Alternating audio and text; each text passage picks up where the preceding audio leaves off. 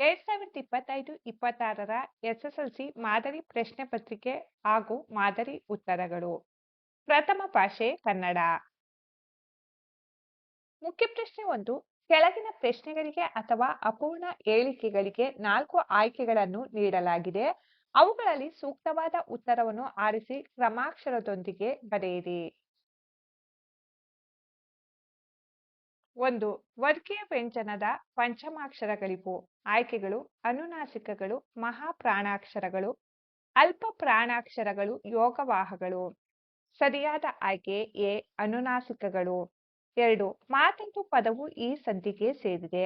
ಆಯ್ಕೆಗಳು: ಆಗಮ, ಎಣ್, ವೃದ್ಧಿ, ಲೋಪ. ಸರಿಯಾದ ಆಯ್ಕೆ ಡಿ. ಲೋಪ. 3. ಒಂದು ಪೂರ್ಣ ಕ್ರಿಯಾಪದದೊಂದಿಗೆ ಸ್ವತಂತ್ರವಾಗಿರುವ ವಾಕ್ಯ. ಆಯ್ಕೆಗಳು: ಸಂಯುಕ್ತ ವಾಕ್ಯ, ಸಂಯೋಜಿತ ವಾಕ್ಯ, ಸಾಮಾನ್ಯ ವಾಕ್ಯ, ಮಿಶ್ರ ವಾಕ್ಯ. ಸರಿಯಾದ ಆಯ್ಕೆ ಸಿ. ಸಾಮಾನ್ಯ ವಾಕ್ಯ. 4. ಕ್ರಿಯಾಪದದ ಮೂಲರೂಪ. ಆಯ್ಕೆಗಳು: ಸರ್ವನಾಮ, ಧಾತು, ನಾಮಪದ, ನಾಮಪ್ರಕೃತಿ. ಸರಿಯಾದ ಆಯ್ಕೆ ಬಿ. ಧಾತು. 5. ಲೋಕದೊಳ್ ಎಂಬ ಪದದಲ್ಲಿರುವ ವಿಭಕ್ತಿ. ಆಯ್ಕೆಗಳು: ಪ್ರಥಮ, ತೃತೀಯ, ಸಪ್ತಮಿ, ದ್ವಿತೀಯ. ಸರಿಯಾದ ಆಯ್ಕೆ ಸಿ. ಸಪ್ತಮಿ. 6. ಮುಂಗೈ ಪದವು ಈ ಸಮಾಸಕ್ಕೆ ಉದಾಹರಣೆಯಾಗಿದೆ. ಆಯ್ಕೆಗಳು: ಕ್ರಿಯಾ, ತತ್ಪುರುಷ, ದ್ವಿಗು, ಅಂಸಿ. ಸರಿಯಾದ ಆಯ್ಕೆ ಡಿ. ಅಂಸಿ. ಮುಖ್ಯ ಪ್ರಶ್ನೆ 2. ಕೆಳಗಿನವುಗಳಲ್ಲಿ ಮೊದಲೆರಡು ಪದಗಳಿಗಿರುವ ಸಂಬಂಧದಂತೆ ಮೂರನೇ ಪದಕ್ಕೆ ಸರಿ ಹೊಂದುವ ಸಂಬಂಧಿ ಪದವನ್ನು ಬರೆಯಿರಿ.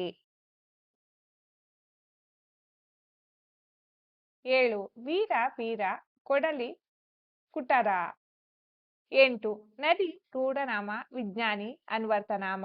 9. ಬನ್ನಿ ಬನ್ನಿ, ವಿರುಕ್ತಿ, ಹಾಲು ಜೇನು, ಜೋಡಿ ನುಡಿ. 10. ನೋಟ, ಕೃದಂತ ಭಾವನಾಮ, ಪೆರ್ಮೆ, ತದ್ದಿತಾಂತ ಭಾವನಾಮ. ಮುಖ್ಯ ಪ್ರಶ್ನೆ 3. ಕೆಳಗಿನ ಪ್ರತಿಯೊಂದು ಪ್ರಶ್ನೆಗಳಿಗೆ ಒಂದೊಂದು ವಾಕ್ಯದಲ್ಲಿ ಉತ್ತರ ಬರೆಯಿರಿ. ಪ್ರಶ್ನೆ ಸಂಖ್ಯೆ 11. ಭಾಷೆ ಯಾವುದಕ್ಕೆ ಸಾಧನವಾಗಿದೆ? ಉತ್ತರ: ನಮ್ಮ ಸುತ್ತಮುತ್ತಲಿನವರೊಡನೆ ವ್ಯವಹರಿಸುವುದಕ್ಕೆ ಹಾಗೂ ವಿಚಾರ ವಿನಿಮಯ ಮಾಡುವುದಕ್ಕೆ ಭಾಷೆ ಒಂದು ಅಮೂಲ್ಯ ಸಾಧನವಾಗಿದೆ. ಪ್ರಶ್ನೆ 12. ಶಾನುಭೋಗರು ಚಿಕ್ಕನಾಯಕನಹಳ್ಳಿಗೆ ಏಕೆ ಹೋಗಿದ್ದರು? ಉತ್ತರ: ಶಾನುಭೋಗರು ಚಿಕ್ಕನಾಯಕನಹಳ್ಳಿಗೆ ಇರಸಾಲಿಗೆಗಾಗಿ ಹೋಗಿದ್ದರು. ಪ್ರಶ್ನೆ ಸಂಖ್ಯೆ 13. ಲೇಖಕರು ವರ್ಣಿಸಿದ ಲಂಡನ್ನಿನ ಪೇಟೆಯಲ್ಲಿರುವ ಸ್ಟೇಷನರಿ ಅಂಗಡಿಯ ಹೆಸರೇನು? ಉತ್ತರ: ಲೇಖಕರು ವರ್ಣಿಸಿದ ಲಂಡನ್ ನಗರದ ಸ್ಟೇಷನರಿ ಅಂಗಡಿಯ ಹೆಸರು ಗೂಲವರ್ಥ. ಪ್ರಶ್ನೆ 14. ಕಾಶ್ಯಪಿ ವಿದ್ಯಾಭ್ಯಾಸಕ್ಕಾಗಿ ತನ್ನ ಮಕ್ಕಳನ್ನು ಯಾರ ಬಳಿಗೆ ಕಳುಹಿಸಿದಳು? ಉತ್ತರ: ಕಾಶ್ಯಪಿ ವಿದ್ಯಾಭ್ಯಾಸಕ್ಕಾಗಿ ತನ್ನ ಮಕ್ಕಳನ್ನು ತನ್ನ ಸಹೋದರ ಸೂರ್ಯಮಿತ್ರನ ಬಳಿಗೆ ಕಳುಹಿಸಿದಳು. ಪ್ರಶ್ನೆ 15. ಅಲಗಲಿಯ ಗುರುತು ಉಳಿಯದಂತಾದದ್ದು ಏಕೆ? ಉತ್ತರ: ಅಲಗಲಿಯ ಮೇಲೆ ಬ್ರಿಟಿಷ್ ಸರ್ಕಾರದ ದಂಡು ದಾಳಿ ಮಾಡಿ ಬೆಂಕಿ ಹಚ್ಚಿದ್ದರಿಂದ ಅಲಗಲಿಯ ಗುರುತು ಉಳಿಯದಂತಾಯಿತು. ಪ್ರಶ್ನೆ 16. ಕುಂಭ ಸಂಭವ ಎಂದು ಯಾರನ್ನು ಕರೆಯಲಾಗಿದೆ? ಉತ್ತರ: ದ್ರೋಣಾಚಾರ್ಯರನ್ನು ಕುಂಭ ಸಂಭವ ಎಂದು ಕರೆಯುತ್ತಾರೆ. ಪ್ರಶ್ನೆ 17. ಪುಟ್ಟ ಪೋರಿ ಏನು ಮಾಡುತ್ತಿದ್ದಾಳೆ?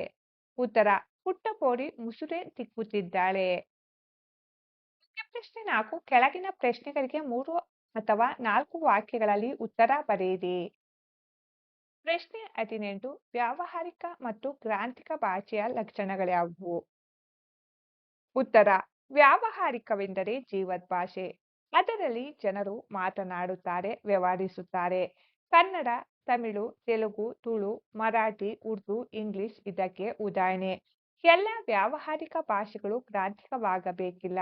ತುಳು ಒಂದು ಸುಂದರ ವ್ಯಾವಹಾರಿಕ ಭಾಷೆ, ಆದರೆ ಅದು ಗ್ರಾಂಥಿಕ ಭಾಷೆಯಲ್ಲ. ಗ್ರಾಂಥಿಕವೆಂದರೆ ಅಭಿವೃದ್ಧಿ ಹೊಂದಿ ಗ್ರಂಥ ರಚನೆಯಲ್ಲಿ ಉಪಯೋಗವಾದ ಭಾಷೆ. ಸಂಸ್ಕೃತ, ಕನ್ನಡ, ಇಂಗ್ಲಿಷ್, ಪಾಳಿ ಇತ್ಯಾದಿ ಈ ವರ್ಗಕ್ಕೆ ಉದಾಹರಣೆ. ಎಲ್ಲ ಗ್ರಾಂಥಿಕ ಭಾಷೆಗಳು ಇಂದು ವ್ಯಾವಹಾರಿಕವಾಗಿಲ್ಲ.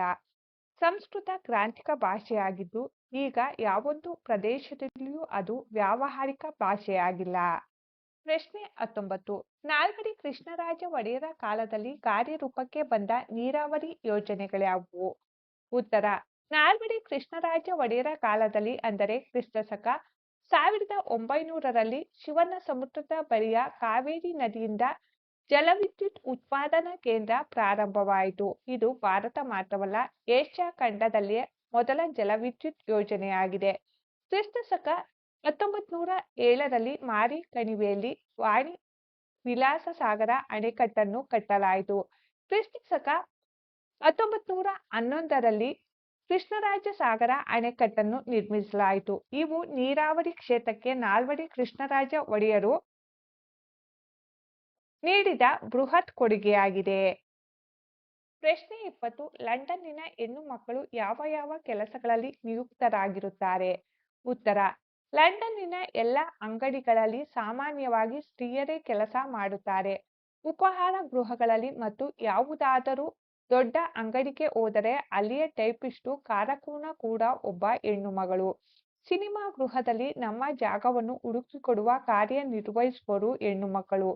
ಕಾಲೇಜಿನಲ್ಲಿ ಸಹ ವಿದ್ಯಾರ್ಥಿನಿಯರ ಅನುಕೂಲಕ್ಕಾಗಿ ಸಿಪಾಯಿನಿಯರನ್ನು ಇಟ್ಟಿರುತ್ತಾರೆ. ಪ್ರಶ್ನೆ 21. ಸೂರ್ಯಮಿತ್ರನು ಮಾವನೆಂದು ತಿಳಿದಾಗ ವಾಯುಭೂತಿಯ ಪ್ರತಿಕ್ರಿಯೆ ಹೇಗಿತ್ತು? ಉತ್ತರ: ಕಿರಿಯವನಾದ ವಾಯುಭೂತಿ ತನ್ನ ಸೋದರ ಮಾವ ಸೂರ್ಯಮಿತ್ರನು ನಮಗೆ ಮಾಡಿದ್ದೆಲ್ಲವೂ ಅನ್ಯಾಯವೆಂದು ಬಗೆದನು. ನಾವು ಭಿಕ್ಷೆ ಎತ್ತಿಕೊಂಡು ಬಂದ ಹೂಳಿಗೆ ತುಸು ಎಣ್ಣೆಯನ್ನಾಗಲಿ ತುಸು ಮಜ್ಜಿಗೆಯನ್ನಾಗಲಿ ನಮ್ಮ ಮಾವ ಕೊಡಿಸಲಿಲ್ಲ. ಕೆರೆಗೆ ನಾವು ಮೀಯಲು ಹೋದಾಗಲೂ ಇವನು ಎಣ್ಣೆಯ ಸುವಾಸನೆಯನ್ನು ನೋಡಿಸಲಿಲ್ಲ. ಆಗಾಗ ನೆಂಟರಿಷ್ಟರನ್ನು ಕರೆಸಿ ನಮ್ಮ ಕಣ್ಣೆದುರೇ ದಿವ್ಯಾಹಾರವನ್ನು ಇವನು ಉಣ್ಣುತ್ತಿದ್ದನು. ಆಳುಗಳಿಗೂ ಔತಣಕೂಟವಾಗುವುದಿತ್ತು. ಯಾವ ಹಬ್ಬದಲ್ಲೂ ನಮಗೆ ಒಳ್ಳೆಯ ಊಟ ಬಡಿಸಲಿಲ್ಲ. ಇವನು ಪಂಚಮಹಾಪಾತಕನೇ ಸರಿ. 7-8 ವರ್ಷ ನಮ್ಮನ್ನು ಶತ್ರುಗಳಂತೆ ನಡೆಸಿಕೊಂಡನಲ್ಲ ಎಂದು ವಾಯುಭೂತಿಯು ತನ್ನ ಮನಸ್ಸಿನಲ್ಲಿ ಸೂರ್ಯಮಿತ್ರನ ಬಗೆಗೆ ಕ್ರೋಧವನ್ನು ತುಂಬಿಕೊಂಡನು. ಪ್ರಶ್ನೆ 22. ಹೊಸಕಾಲದ ಹಸುಮಕ್ಕಳನ್ನು ಹಕ್ಕಿ ಹೇಗೆ ಹರಸಿದೆ? ಉತ್ತರ: ಕಾಲವು ಯುಗ ಯುಗಗಳ ಹಣೆಬರಹವನ್ನು ಅಳಿಸಿ ಹಾಕಿ ಹೊಸತನವನ್ನು, ಹೊಸ ಹಣೆಬರಹವನ್ನು ಬರೆದು ಎಲ್ಲರಿಗೂ ಬದಲಾವಣೆಯಾಗುವ ಒಳ್ಳೆಯ ಭಾಗ್ಯವನ್ನು ತೆರೆದುಕೊಟ್ಟಿದೆ. ಹಾಗೆಯೇ ರೆಕ್ಕೆಯನ್ನು ಬೀಸುತ್ತಾ ಮೇಲಕ್ಕೆ ಹಾರುತ್ತಾ ಈ ಹೊಸಕಾಲದ ಹಸುಮಕ್ಕಳಿಗೆ ಹೊಸ ಚೈತನ್ಯವನ್ನು ನೀಡುತ್ತಾ ಉತ್ತಮ ಭವಿಷ್ಯಕ್ಕಾಗಿ ಹರಸಿದೆ. ಪ್ರಶ್ನೆ 23. ಹಲಗಲಿಗೆ ದಂಡು ಬರಲು ಕಾರಣವೇನು? ಉತ್ತರ: ಹಲಗಲಿಯ ಬೇಡರಾದ ಪೂಜೇರಿ ಹನುಮ, ಬ್ಯಾಡರ ಬಾಲ, ರಾಮ ಜಡಗ ಇವರುಗಳು ಬ್ರಿಟಿಷ್ ಸರ್ಕಾರ ಹೊರಡಿಸಿದ್ದ ನಿಶಸ್ತ್ರೀಕರಣದ ಆದೇಶವನ್ನು ವಿರೋಧಿಸಿ ತಮ್ಮಲ್ಲಿರುವ ಆಯುಧಗಳನ್ನು ಕೊಡಲು ಒಪ್ಪದೆ ದಂಗೆ ಎದ್ದರು. ಈ ದಂಗೆಯನ್ನು ಹತ್ತಿಕ್ಕಲು ಬಂದ ಕಾರಕೂನನ ಕಪಾಳಕ್ಕೆ ಹೊಡೆದು ಸಿಪಾಯಿಗಳನ್ನು ಹೊಡೆದುರುಳಿಸಿದರು. ಇದರಿಂದ ಕೋಪಗೊಂಡ ಕುಂಪಣಿಯ ಸರ್ಕಾರದ ಅಧಿಕಾರಿಗಳು ಹಲಗಲಿಯ ಬೇಡರ ದಂಗೆಯನ್ನು ಬಗ್ಗು ಬಡಿಯಲು ದಂಡನ್ನು ಕರೆಸಿದರು. ಪ್ರಶ್ನೆ 24. ಭಗತ್ ಸಿಂಗನ ತಾಯಿಯ ಕಣ್ಣುಗಳಿಂದ ನೀರು ಧಾರಾಕಾರವಾಗಿ ಹರಿಯಲು ಕಾರಣವೇನು? ಉತ್ತರ: ಎಲ್ಲ ಮಕ್ಕಳು ಸಂಜೆ ಶಾಲೆಯಿಂದ ಬಂದಿದ್ದರು. ಆದರೆ 12 ವರ್ಷದ ಬಾಲಕ ಭಗತ್ ಸಿಂಗ್ ಮಾತ್ರ ಮನೆಗೆ ಬಂದಿರಲಿಲ್ಲ. ಅವನ ತಂದೆ ತಾಯಿಯರಿಗೆ, ಕುಟುಂಬದ ಇತರ ಸದಸ್ಯರಿಗೆ ಬಹಳ ಆತಂಕವಾಯಿತು. ಸಂಜೆ ತಡವಾಗಿ ಮನೆಗೆ ಬಂದ ಭಗತ್ ಸಿಂಗನನ್ನು ಕಂಡ ಅವನ ತಂಗಿ ಸಂತೋಷದಿಂದ ವೀರಾಜಿ ಬಂದ ಎಂದು ಕೂಗಿಕೊಂಡಳು. ಕತ್ತಲಾದರೂ ಮಗ ಮನೆಗೆ ಬಾರದೆ ಇದ್ದುದರಿಂದ ಆತಂಕಗೊಂಡಿದ್ದ ಆತನ ತಾಯಿಗೆ ಮಗನನ್ನು ಕಂಡು ಸಂತೋಷವಾಯಿತು. ಓಡಿ ಬಂದು ಮಗನನ್ನು ಅಪ್ಪಿದಳು. ಆಕೆಯ ಕಣ್ಣುಗಳಿಂದ ನೀರು ಧಾರಾಕಾರವಾಗಿ ಸುರಿಯಿತು. ಪ್ರಶ್ನೆ 25. ವಿವೇಕಾನಂದರ ದೃಷ್ಟಿಯಲ್ಲಿ ದೇಶದ ಪ್ರಗತಿ ಹೇಗೆ ಸ್ಥಿರವಾಗುವುದು? ಉತ್ತರ: ವಿವೇಕಾನಂದರ ದೃಷ್ಟಿಯಲ್ಲಿ ದೇಶದ ಪ್ರಗತಿ ಸ್ಥಿರವಾಗಬೇಕಾದರೆ ದೇಶದ ಭಾಷೆಯಲ್ಲಿ ಜನರಿಗೆ ಭಾವನೆಗಳನ್ನು ನೀಡಿದರೆ ಅವರು ವಿಷಯ ಗ್ರಹಣ ಮಾಡಿಕೊಳ್ಳುವರು. ಆದರೆ ಅವರಿಗೆ ಮತ್ತೊಂದು ಅವಶ್ಯಕತೆ ಇದೆ, ಅದು ಸಂಸ್ಕೃತಿ. ನಾವು ಅವರಿಗೆ ಈ ಸಂಸ್ಕೃತಿಯನ್ನು ಕೊಡುವ ತನಕ ಅವರ ಪ್ರಗತಿ ಸ್ಥಿರವಾಗಲಾರದು. ಅಂದರೆ ಸಂಸ್ಕೃತಿ ಮಾತ್ರ ಆಘಾತವನ್ನು ನಿಲ್ಲಿಸಬಲ್ಲದು. ಕೇವಲ ಜ್ಞಾನರಾಶಿಗೆ ಅದನ್ನು ಎದುರಿಸುವ ಶಕ್ತಿ ಇಲ್ಲ. ಸಂಸ್ಕೃತಿಯು ರಕ್ತದಲ್ಲಿ ಹರಿಯಬೇಕು, ಆಗ ಮಾತ್ರ ದೇಶದ ಪ್ರಗತಿ ಸ್ಥಿರವಾಗುವುದು. ಇದು ವಿವೇಕಾನಂದರ ದೃಷ್ಟಿಯಾಗಿದೆ. ಪ್ರಶ್ನೆ 26. ಭಗವಂತನಲ್ಲಿ ಶರಣಾಗುವ ಭಾವ ಅಕ್ಕಮಹಾದೇವಿಯ ವಚನದಲ್ಲಿ ಹೇಗೆ ವ್ಯಕ್ತಗೊಂಡಿದೆ? ಉತ್ತರ: ಚಂದನವನ್ನು ಕಡೆದು ಕೊಡೆದು ತೇದರು ನೊಂದು ಅದು ತನ್ನ ಸುವಾಸನೆಯನ್ನು ಬಿಡದು. ಸುವರ್ಣವನ್ನು ಕಡೆದು ಅರೆದು ಬೇಯಿಸಿದರೂ ಕಳಂಕ ಹೊಂದುವುದಿಲ್ಲ.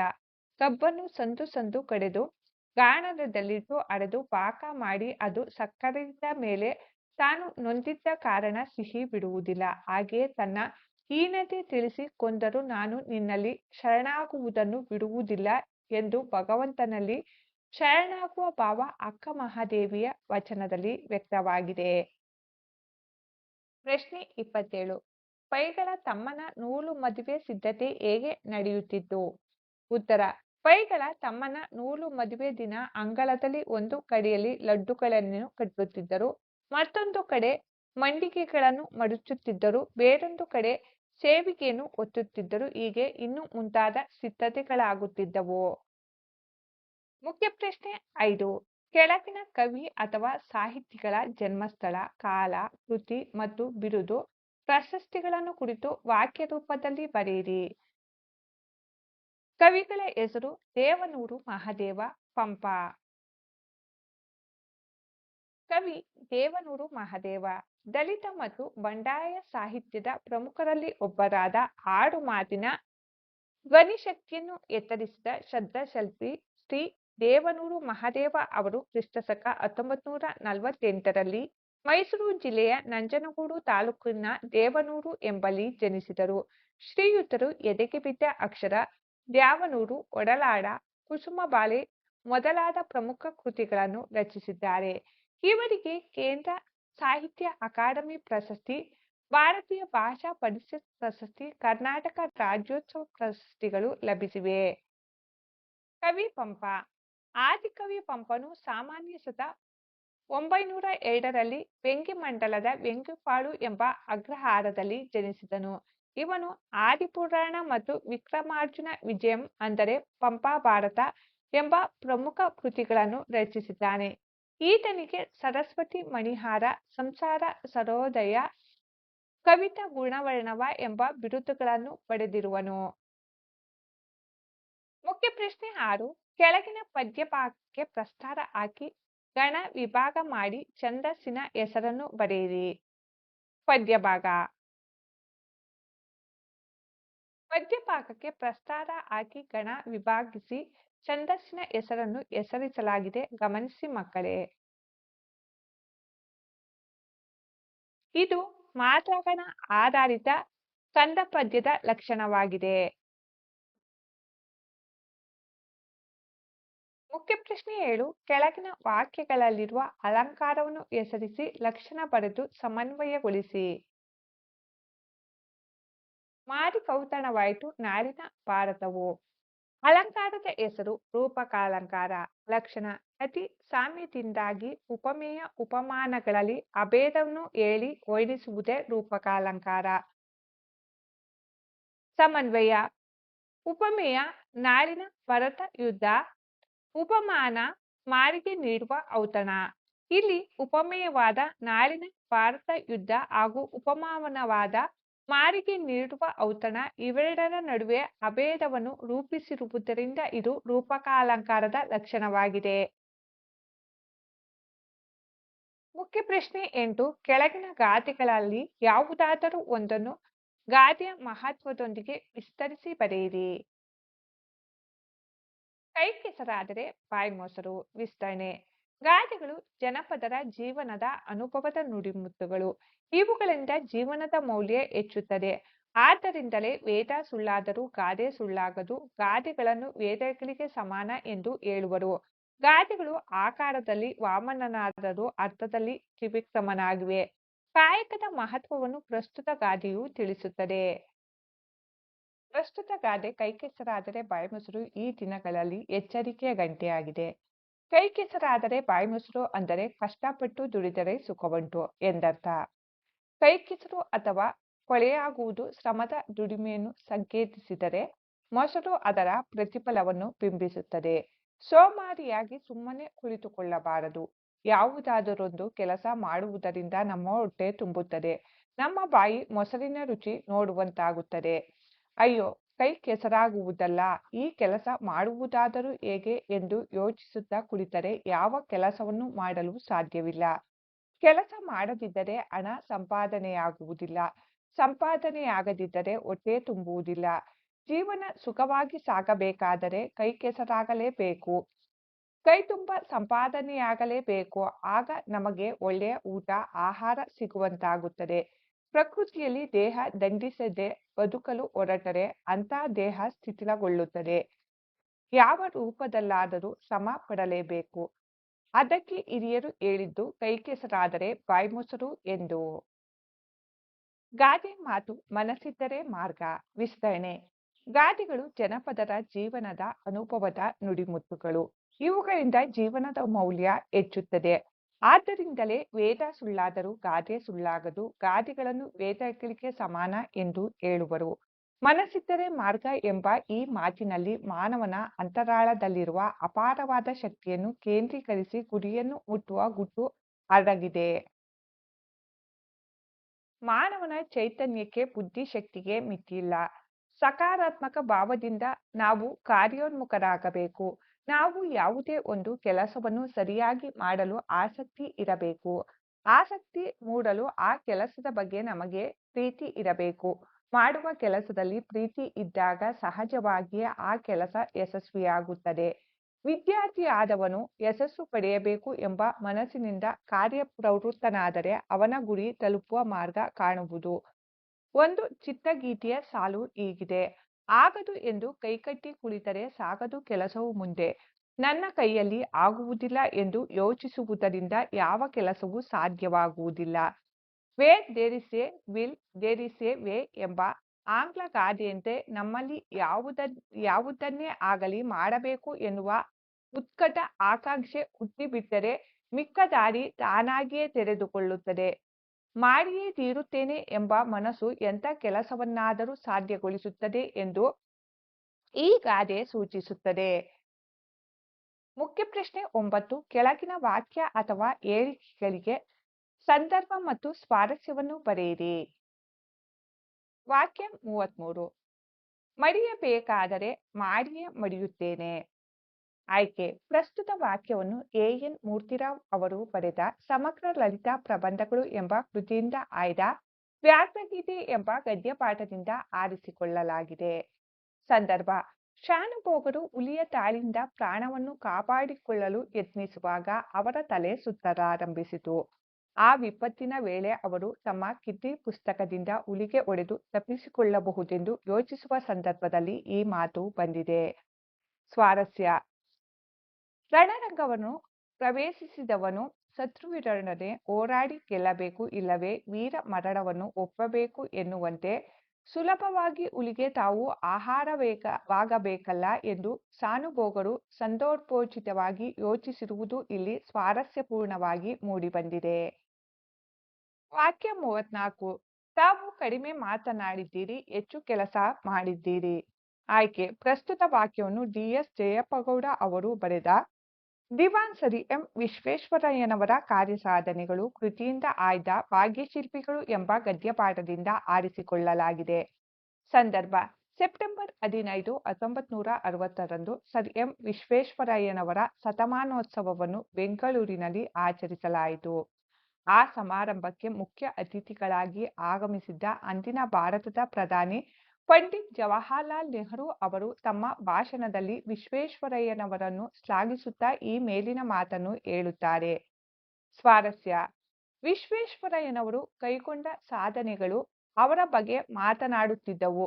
ಸದಾ ಮೌನವಾಗಿದ್ದು ನಡೆದು ತೋರುತ್ತಿದ್ದ ವ್ಯಕ್ತಿತ್ವ ಅವರದ್ದಾಗಿತ್ತು. ಅವರಿಂದ ಭಾರತೀಯರು ಕಲಿಯುವುದು ಬಹಳಷ್ಟಿದೆ ಎಂದು ನೆಹರು ಅವರು ಹೇಳಿದ್ದು ವಿಶ್ವೇಶ್ವರಯ್ಯನವರ ವ್ಯಕ್ತಿತ್ವವನ್ನು ಸ್ಪಷ್ಟಗೊಳಿಸುವುದು ಇಲ್ಲಿ ಸ್ವಾರಸ್ಯವಾಗಿದೆ. ವಾಕ್ಯ 35. ಯುದ್ಧಕ್ಕೆ ಹೋದ ತನ್ನ ಮಗನ ಕಣ್ಣುಗಳಂತೆಯೇ ಇವೆಯಲ್ಲ. ಆಯ್ಕೆ. ಪ್ರಸ್ತುತ ವಾಕ್ಯವನ್ನು ಸಾರಾ ಅಬೂಬಕರ್ ಅವರು ಬರೆದ ಚಪ್ಪಲಿಗಳು ಕೃತಿಯಿಂದ ಆಯ್ದ ಯುದ್ಧ ಎಂಬ ಗದ್ಯಪಾಠದಿಂದ ಆರಿಸಿಕೊಳ್ಳಲಾಗಿದೆ. ಸಂದರ್ಭ: ತನ್ನ ಮನೆಗೆ ಬಂದಿರುವಾತ ತಮ್ಮವನಲ್ಲ, ಶತ್ರುಗಳ ಕಡೆಯವನು. ನಮಗೆ ನಮ್ಮ ದೇಶಕ್ಕೆ ದ್ರೋಹ ಬಗೆಯುವವನು ಎಂದು ಮುದುಕಿಯು ತಿಳಿದಾಗ ಆಕೆಯ ಕಣ್ಣುಗಳು ರೋಷದಿಂದ ಕ್ಷಣಕಾಲ ಕೆರಳಿದವು. ನಂತರ ಬಾಗಿಲ ಬಳಿ ಸಮೀಪಿಸುತ್ತಾ ಆತನ ದಯನೀಯ ನೋಟದ ಮುಖ ನೋಡಿದಾಗ ಯುದ್ಧಕ್ಕೆ ಹೋದ ತನ್ನ ಮಗನ ನೆನಪಾಗಿ ಮುದುಕಿಯು ತನ್ನಲ್ಲಿಯೇ ಈ ಮಾತನ್ನು ಹೇಳಿಕೊಳ್ಳುತ್ತಾಳೆ. ಸ್ವಾರಸ್ಯ. ಕಷ್ಟದಲ್ಲಿದ್ದರೂ ತನ್ನ ಸೊಸೆಯ ಪ್ರಾಣ ಉಳಿಸಿದ ರಾಹಿಲನಲ್ಲಿ ಮುದುಕಿಯು ತನ್ನ ಮಗನನ್ನು ಕಾಣುವ ಭಾವವು ಆಕೆಯಲ್ಲಿರುವ ಮಾತೃ ವಾತ್ಸಲ್ಯವನ್ನು ಸ್ವಾರಸ್ಯಪೂರ್ಣವಾಗಿ ವ್ಯಕ್ತಗೊಳಿಸಿದೆ. ವಾಕ್ಯ 36 ತೇಲಿಸಿ ಮುಳುಗಿಸಿ ಕಂಡ ಕಂಡಗಳ ಆಯ್ಕೆ. ಪ್ರಸ್ತುತ ಸಾಲನ್ನು ದ. ರಾ ಬೇಂದ್ರೆ ಅವರು ಬರೆದ ಗರಿ ಎಂಬ ಕವನ ಸಂಕಲನದಿಂದ ಆಯ್ದ ಹಕ್ಕಿ ಹಾರುತ್ತಿದೆ ನೋಡಿದಿರಾ ಎಂಬ ಪದ್ಯ ಪಾಠದಿಂದ ಆರಿಸಿಕೊಳ್ಳಲಾಗಿದೆ. ಸಂದರ್ಭ. ಕಾಲ ಉಳಿದಂತೆ ಪ್ರತಿಯೊಂದು ಘಟನೆಗಳು ಇತಿಹಾಸವಾಗುತ್ತಾ ಹೋಗುತ್ತದೆ ಎಂಬುದನ್ನು ಹಾರುವ ಹಕ್ಕಿಯೊಂದಿಗೆ ಸಮೀಕರಿಸಿ ಹೇಳಲಾಗಿದೆ. ಕಾಲ ಎಂಬ ಪಕ್ಷಿ ತನ್ನ ಪಯಣದಲ್ಲಿ ಸಣ್ಣ ಪುಟ್ಟ ರಾಜ ಮನೆತನ ದೊಡ್ಡ ದೊಡ್ಡ ಸಾಮ್ರಾಜ್ಯಗಳನ್ನು ಹುಟ್ಟಿಸಿ ಬೆಳೆಸಿ ಅದರ ಫಸಲನ್ನು ಕೊಯ್ಲು ಮಾಡಿದೆ. ಸಣ್ಣ ದೊಡ್ಡ ಕೋಟೆ ಕೊತ್ತಲುಗಳನ್ನು ನಾಶಪಡಿಸಿ ಕಂಡ ಕಂಡಗಳನ್ನು ತೇಲಿಸಿ ಮುಳುಗಿಸಿ ತಾನೇ ಸಾರ್ವಭೌಮ ಎಂದು ಮೆರೆಯುತ್ತಿದ್ದವರ ನೆತ್ತಿಯನ್ನು ಕುಕ್ಕಿದೆ ಎಂದು ಹೇಳುವ ಸಂದರ್ಭದಲ್ಲಿ ಈ ಮಾತು ಬಂದಿದೆ. ಸ್ವಾರಸ್ಯ. ನಿಸರ್ಗದ ಹೊಂದಾಣಿಕೆಯಂತೆ ಕಾಲ ಉರುಳುತ್ತದೆ. ಎಷ್ಟೇ ಪ್ರಭಾವಶಾಲಿಯಾದರೂ ಕಾಲಚಕ್ರದ ಮುಂದೆ ಎಲ್ಲರೂ ತಲೆಬಾಗಲೇಬೇಕು. ಎಷ್ಟೇ ದೊಡ್ಡ ವ್ಯಕ್ತಿಯಾಗಲಿ ಸಾಮ್ರಾಜ್ಯವಾಗಲಿ ಜಗತ್ತಿನಲ್ಲಿ ಯಾರೂ ಯಾವುದೂ ಶಾಶ್ವತವಲ್ಲ ಎಂಬುದು ಸ್ವಾರಸ್ಯಪೂರ್ಣವಾಗಿ ವ್ಯಕ್ತವಾಗಿದೆ. ವಾಕ್ಯ 37 ದೀನಪ ಸುತನಂ ಕೊಲ್ಲಿಸಿದ ನೆಲನೊಡನೆ ಮತ್ತೆ ಪುದುವಾಳ್ದಪ್ಪೇನೆ. ಆಯ್ಕೆ. ಪ್ರಸ್ತುತ ಸಾಲನ್ನು ರನ್ನನು ಬರೆದ ಸಾಹಸ ಭೀಮ ವಿಜಯಂ ಕೃತಿಯಿಂದ ಆಯ್ದ ಚೆಲುವೆಂ ಮೆರೆವೆಂ ಎಂಬ ಪದ್ಯಪಾಠದಿಂದ ಆರಿಸಿಕೊಳ್ಳಲಾಗಿದೆ. ಪಾಂಡವರೊಡನೆ ಸಂದರ್ಭ. ಪಾಂಡವರೊಡನೆ ಸಂಧಿ ಮಾಡಿಕೊಳ್ಳಲು ಬಾಳನು ನೀಡಿದ ಭೀಷ್ಮರ ಸಲಹೆಯನ್ನು ಒಪ್ಪದ ದುರ್ಯೋಧನನು ಭೀಷ್ಮರನ್ನು ಕುರಿತು ನಾನು ಭೂಮಿಗಾಗಿ ಹೋರಾಡುತ್ತಿಲ್ಲ, ನಾನು ನೆಲಕ್ಕಾಗಿ ಹೋರಾಡುತ್ತಿಲ್ಲ, ಛಲಕ್ಕಾಗಿ ಹೋರಾಡುತ್ತೇನೆ. ಕರ್ಣನನ್ನು ಕೊಲ್ಲಿಸಿದ ಈ ಭೂಮಿ ನನಗೆ ಪಾಳು ಭೂಮಿಗೆ ಸಮ. ನನ್ನವರನ್ನು ಕೊಂದ ಪಾಂಡವರನ್ನು ಹಿಡಿದು ಅವರನ್ನು ಕೊಂದು ಛಲವನ್ನು ಮೆರೆಯುತ್ತೇನೆಂದು ಹೇಳುವ ಸಂದರ್ಭದಲ್ಲಿ ಈ ಮಾತು ಉಲ್ಲೇಖವಾಗಿದೆ. ಸ್ವಾರಸ್ಯ. ತನ್ನ ಸ್ನೇಹಿತನಾದ ಕರ್ಣನ ಮೇಲಿದ್ದ ಅಭಿಮಾನ, ಭೂಮಿಯನ್ನು ಆಳು ನೆಲ ಎಂದಿರುವುದು, ಯುದ್ಧವನ್ನು ಮಾಡಿಯೇ ತೀರುತ್ತೇನೆಂದು ಹೇಳಿದ ದುರ್ಯೋಧನನ ಛಲದ ಗುಣ ಅವನ ಸ್ವಭಾವಕ್ಕೆ ತಕ್ಕುದಾಗಿ ಮೂಡಿಬಂದಿರುವುದು ಸ್ವಾರಸ್ಯಕರವಾಗಿ ವ್ಯಕ್ತವಾಗಿದೆ. ವಾಕ್ಯ 38 ಹಕ್ಕಿಯ ಕೊರಳಿಂಪು ಹಸುರು. ಆಯ್ಕೆ. ಪ್ರಸ್ತುತ ಸಾಲನ್ನು ಕುವೆಂಪುರವರು ಬರೆದ ಪಕ್ಷಿಕಾಶಿ ಕೃತಿಯಿಂದ ಆಯ್ದ ಹಸುರು ಎಂಬ ಪದ್ಯಪಾಠದಿಂದ ಆರಿಸಿಕೊಳ್ಳಲಾಗಿದೆ. ಸಂದರ್ಭ. ಆಶ್ವಯುಜ ಮಾಸದ ನವರಾತ್ರಿಯಲ್ಲಿ ಪ್ರಕೃತಿಯಲ್ಲಿ ಹೆಪ್ಪುಗಟ್ಟಿದ ಹಚ್ಚ ಹಸುರನ್ನು ಕಂಡು ಪ್ರೇರಿತವಾದ ಕವನವಾಗಿದೆ. ಮಲೆನಾಡಿನ ತಮ್ಮ ಹುಟ್ಟೂರಾದ ಕುಪ್ಪಳ್ಳಿಯ ಕವಿಶೈಲದಲ್ಲಿ ಕವಿ ಕುವೆಂಪು ಅವರಿಗೆ ಅಲ್ಲಿನ ಹೊಸ ಹೂವಿನಿಂದ ಸೂಸಿ ಬರುವ ಕಂಪು ಹಸುರಾಗಿದೆ. ಎತ್ತಿತ್ತಲೂ ಬೀಸಿ ಬರುವ ಗಾಳಿಯ ತಂಪು ಕೂಡ ಹಸುರಾಗಿದೆ. ಗಿಡ ಗಂಟೆಯಲ್ಲಿ ಅಡಗಿ ಕೂತು ಆಡುತ್ತಿರುವ ಹಕ್ಕಿಯ ಕೊರಳಿನಿಂದ ಹೊರಟ ಗಾನದ ಇಂಪು ಹಸುರಾಗಿದೆ ಎಂದು ವರ್ಣಿಸುವ ಸಂದರ್ಭದಲ್ಲಿ ಈ ಮಾತನ್ನು ಹೇಳುತ್ತಾರೆ. ಸ್ವಾರಸ್ಯ. ಹೂವು, ಗಾಳಿ, ಹಕ್ಕಿಯ ಗಾನದಲ್ಲಿ ಬೇರೆ ಬೇರೆ ಅನುಭವವಿದ್ದರೂ ಕವಿಯ ಏಕತಾ ದೃಷ್ಟಿಯಲ್ಲಿ ಎಲ್ಲದರಲ್ಲೂ ಹಸುರೇ ಕಾಣುತ್ತದೆ. ಹಸುರು ಸಕಲೇಂದ್ರಿಯಗಳನ್ನು ವ್ಯಾಪಿಸಿದೆ ಎಂಬ ಕವಿಯ ಕಲ್ಪನೆ ಇಲ್ಲಿ ಸ್ವಾರಸ್ಯಪೂರ್ಣವಾಗಿ ಮೂಡಿಬಂದಿದೆ. ಮುಖ್ಯ ಪ್ರಶ್ನೆ 10 ಕೆಳಗಿನ ಪದ್ಯಭಾಗವನ್ನು ಪೂರ್ಣಗೊಳಿಸಿ ಬರೆಯಿರಿ. ಪೂರ್ಣಗೊಳಿಸಿದ ಪದ್ಯಭಾಗ. ಕಲುಷಿತವಾದಿ ನದಿ ಜಲಗಳಿಗೆ ಮುಂಗಾರಿನ ಮಳೆಯಾಗೋಣ. ಬರುಡಾಗಿರವಿ ಕಾಡು ಮೇಡುಗಳ ವಸಂತವಾಗುತ್ತ ಮುಟ್ಟೋಣ. ಅಥವಾ ಮತಗಳೆಲ್ಲವೂ ಪದಗಳು ಎನ್ನುವ ಹೊಸ ಎಚ್ಚರದೊಳು ಬದುಕೋಣ. ಭಯ ಸಂಶಯದೊಳು ಕಂದಿದ ಕಣ್ಣೊಳು ನಾಳಿನ ಕನಸನ್ನು ಬಿತ್ತೋಣ. ಮುಖ್ಯ ಪ್ರಶ್ನೆ 11 ಕೆಳಗಿನ ಪದ್ಯಭಾಗವನ್ನು ಓದಿ ಅರ್ಥ ಮಾಡಿಕೊಂಡು ಅಡಕವಾಗಿರುವ ಮೌಲ್ಯವನ್ನಾಧರಿಸಿ ಸಾರಾಂಶ ಬರೆಯಿರಿ. ಪದ್ಯಭಾಗ. ಮಾರಿದೌತಣವಾಯಿತು ನಾಳಿನ ಭಾರತವು. ಚದುರಂಗ ಬಲದಲ್ಲಿ ಕೌರವನ ಋಣ ಹಿಂಗೆ ರಣದಲ್ಲಿ ಸುಭಟ ಕೋಟಿಯವನ್ನು ತೀರಿಸಿ ಪತಿಯ ವಾಸರಸಕ್ಕೆ ಶರೀರವನ್ನು ನೂಲುವೆನು ನಿನ್ನೆಯ ವೀರರೈವರ ನೋಯಿಸಿಯೇ ರಾಜೀವ ಸಖನಾಣೆ. ಪದ್ಯಭಾಗದ ಸಾರಾಂಶ ಈ ರೀತಿಯಾಗಿದೆ. ಮಹಾಭಾರತದಲ್ಲಿ ಪಾಂಡವರ ಪಾಲಿನ ರಾಜ್ಯವನ್ನು ಕೊಡಲು ಕೌರವನು ನಿರಾಕರಿಸುತ್ತಾನೆ. ಯುದ್ಧ ಅನಿವಾರ್ಯವೆಂದಾದಾಗ ಧರ್ಮ ಪಕ್ಷಪಾತಿಯಾದ ಕೃಷ್ಣನು ವೇದ ತಂತ್ರವನ್ನು ಬಳಸಿ ಕರ್ಣನಿಂದ ಪಾಂಡವರಿಗೆ ಅಪಾಯವಾಗದಂತೆ ಮಾಡುವುದು ಕವಿ ಕುಮಾರವ್ಯಾಸನು ಬರೆದ ಕೌರವೇಂದ್ರನ ಕೊಂದೆ ನೀನು ಪದ್ಯಪಾಠದಲ್ಲಿ ಮನೋಜ್ಞವಾಗಿ ಮೂಡಿಬಂದಿದೆ. ಕರ್ಣನು ಕೃಷ್ಣನನ್ನು ಕುರಿತು ನಾಳಿನ ಕೌರವರ ಮತ್ತು ಪಾಂಡವರ ಯುದ್ಧವು ಆನೆ, ಕುದುರೆ, ರಥ ಮತ್ತು ಯೋಧರಿಂದ ಕೂಡಿದ ಚತುರಂಗ ಸೈನ್ಯ ಬಲದಿಂದ ಮೃತ್ಯು ದೇವತೆಗೆ ಭೋಜನಕೂಟ ಆಗುವುದು. ಕೌರವರ ಉಪಕಾರ ಸಂದು ಹೋಗದಂತೆ ಯುದ್ಧರಂಗದಲ್ಲಿ ಲೆಕ್ಕವಿಲ್ಲದಷ್ಟು ಕೋಟಿಗಟ್ಟಲೆ ವೀರ ಯೋಧರನ್ನು ಕೊಂದು ಒಡೆಯನ ಅವಶ್ಯಕತೆಗೆ ಶರೀರವನ್ನು ತ್ಯಜಿಸುವೆನು. ಸೂರ್ಯನ ಸಾಕ್ಷಿಯಾಗಿಯೇ ನಿನ್ನೆಯ ವೀರರಾದ ಪಾಂಡವರೈವರನ್ನು ನೋಯಿಸುವುದಿಲ್ಲ ಎಂದನು. ಪ್ರಕೃತ ಕಾವ್ಯ ಭಾಗದಲ್ಲಿ ಸ್ವಾಮಿ ನಿಷ್ಠೆಗೆ ಬದ್ಧನಾದ ಕರ್ಣ ತಾನು ಯುದ್ಧ ಮಾಡಿಯೇ ತೀರುತ್ತೇನೆ, ಯುದ್ಧ ಭೂಮಿಯಲ್ಲಿ ನನ್ನ ಪರಾಕ್ರಮದಿಂದ ಮಾರಣ ಹೋಮವಾಗುವುದು, ಮೃತ್ಯುದೇವತೆಗೆ ಔತಣ ನೀಡಿ ಒಡೆಯನ ಋಣ ತೀರಿಸುವುದಾಗಿ ಹೇಳಿರುವಲ್ಲಿ ಯುದ್ಧದ ಗಾಂಭೀರ್ಯತೆ ಆತನ ಸ್ವಾಮಿನಿಷ್ಠೆ ಹಾಗೂ ಪಾಂಡವರಿಗೆ ತಾನು ತೊಂದರೆ ಕೊಡುವುದಿಲ್ಲ ಎಂಬಲ್ಲಿ ಕರ್ಣನ ಉದಾತ್ತ ವ್ಯಕ್ತಿತ್ವವು ಸ್ವಾರಸ್ಯಪೂರ್ಣವಾಗಿ ಮೂಡಿಬಂದಿದೆ. ಪ್ರಶ್ನೆ 12. ಕೆಳಗಿನ ಪ್ರಶ್ನೆಗಳಿಗೆ 8 ಅಥವಾ 10 ವಾಕ್ಯಗಳಲ್ಲಿ ಉತ್ತರ ಬರೆಯಿರಿ. ಪ್ರಶ್ನೆಗಳು. ಪ್ರಶ್ನೆ 41. ನಂಬಿ ಕೆಟ್ಟವರಿಲ್ಲ ಎಂಬ ಮಾತು ಶಬರಿಯ ಪಾಲಿಗೆ ಹೀಗೆ ನಿಜವಾಗಿದೆ ಅಥವಾ ಶಬರಿಯ ಚಿಂತೆ ಹಿಂಗಿ ಹೋದ ಸಂದರ್ಭ ಸ್ವಾರಸ್ಯವನ್ನು ವಿವರಿಸಿ. ಪ್ರಶ್ನೆ 42. ಲವನು ಯಜ್ಞಾಶ್ವವನ್ನು ಕಟ್ಟಲು ಕಾರಣವೇನು ಅಥವಾ ಲವನನಿದ್ದ ಶಾತಗುಣ ವೀರಲವ ಪದ್ಯದಲ್ಲಿ ವ್ಯಕ್ತಗೊಂಡಿರುವುದು ನಿಮ್ಮ ಮಾತುಗಳಲ್ಲಿ ಬರೆಯಿರಿ. ಪ್ರಶ್ನೆ 11. ನಂಬಿ ಕೆಟ್ಟವರಿಲ್ಲ ಎಂಬ ಮಾತು ಶಬರಿಯ ಪಾಲಿಗೆ ಹೇಗೆ ನಿಜವಾಯಿತು ಅಥವಾ ಶಬರಿಯ ಚಿಂತೆ ಹಿಂಗಿ ಹೋದ ಸಂದರ್ಭದ ಸ್ವಾರಸ್ಯವನ್ನು ವಿವರಿಸಿ. ಉತ್ತರ. ಶಬರಿಯು ಮತಂಗ ಋಷಿಯ ಆಶ್ರಮದಲ್ಲಿ ಇದ್ದ ತಪಸ್ವಿನಿ. ಶಬರಿಯು ಮತಂಗ ಋಷಿಯ ಪ್ರಿಯ ಶಿಷ್ಯೆ.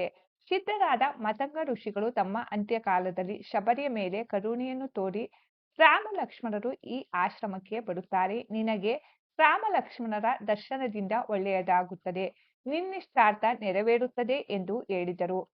ಗುರುಗಳ ಈ ಮಾತನ್ನು ನಂಬಿದ ಶಬರಿಯು ಶ್ರೀರಾಮನ ಆಗಮನಕ್ಕಾಗಿ ಪ್ರತಿನಿತ್ಯ ಕಾಯುತ್ತಿದ್ದಳು.